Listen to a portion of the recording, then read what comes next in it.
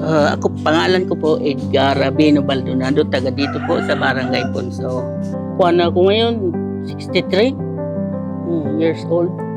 Hindi naman inborn dahil na pagdalawang taon, normal. Nung magtatatlong taon na ako, nagkasakit na ako ng ganito.